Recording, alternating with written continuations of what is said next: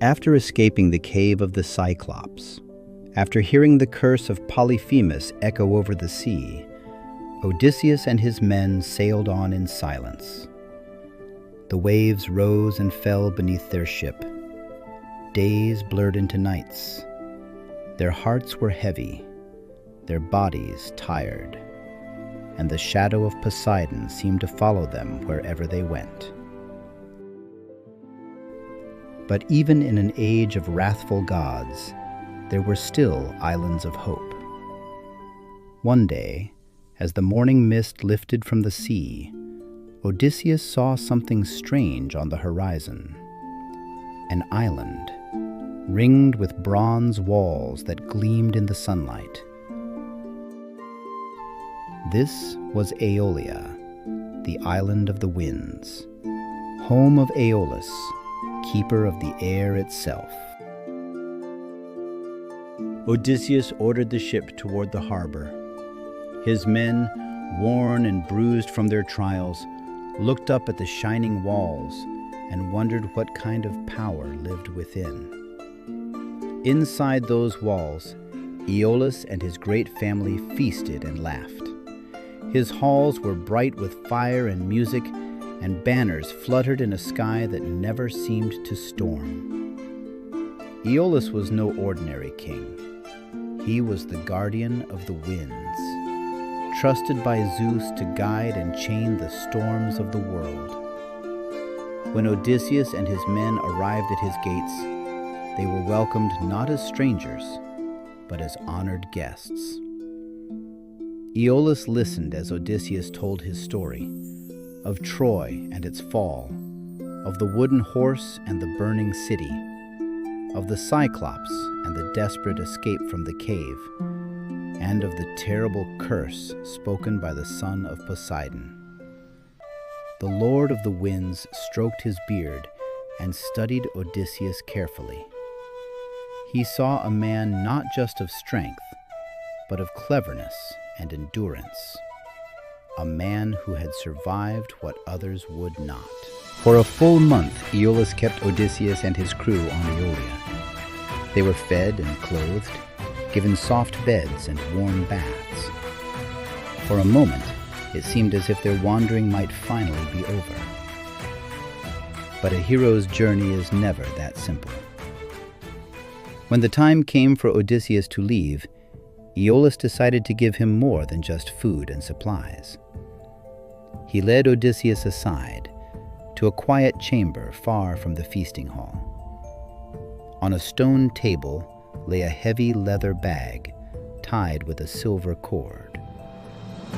"This," Aeolus said, "is my gift to you, Odysseus." Inside the bag, sealed and bound with powerful knots, were the winds of the world. "I have left only one wind free," he explained, "the gentle west wind, the one that will carry you home. Guard this closely," Aeolus warned. "Do not let anyone open it. As long as it stays closed, your ship will sail safely to Ithaca." Odysseus bowed and thanked him deeply. He felt hope rise in his heart like the first light of dawn. At last, the gods had shown him a kindness. When the ship left Aeolia, the sea was smooth as glass. The west wind filled their sail, pushing them forward swiftly and gently. Day after day, the ship sped across the water. Soon, the men began to see familiar birds, familiar stars in the night sky. Odysseus stood at the prow, watching the horizon, his mind full of images of home, of Penelope's calm eyes, of little Telemachus learning to walk among the olive trees. He kept the leather bag close by, tied to the mast where no one could take it. But not all hearts on the ship were at peace. As they neared their homeland, whispers began to spread among the crew. "Why does our king guard that bag so jealously?" one sailor muttered. "What treasure does he hide from us?" asked another. Gold from Troy? Jewels from Aeolia? Does he mean to keep it all for himself?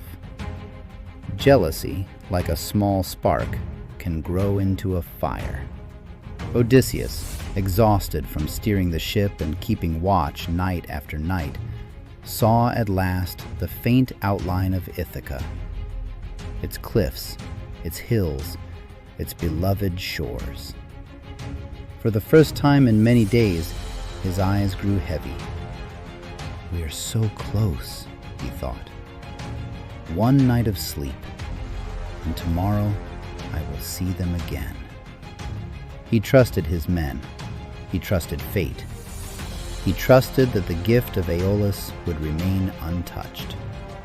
Odysseus lay down on the deck, near the mast and the leather bag, and finally, he slept.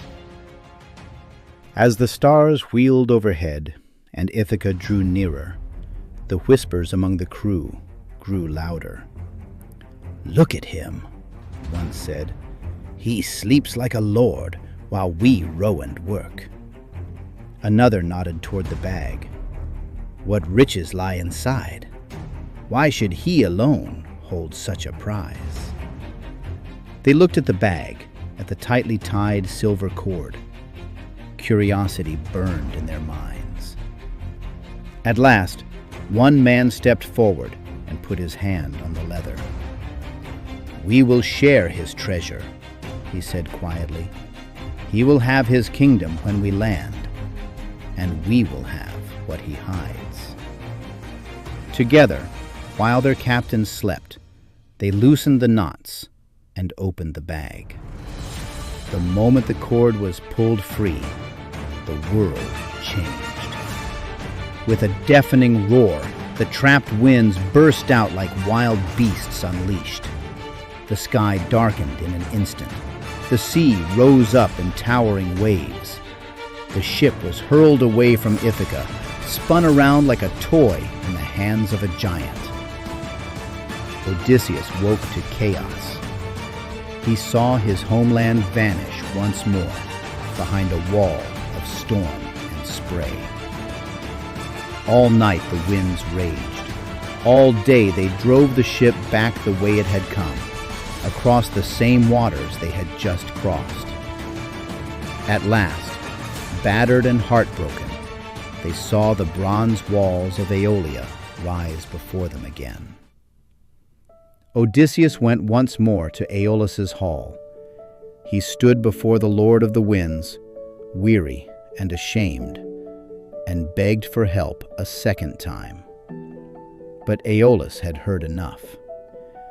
"If the gods have turned against you, Odysseus," he said, "then I dare not aid you again.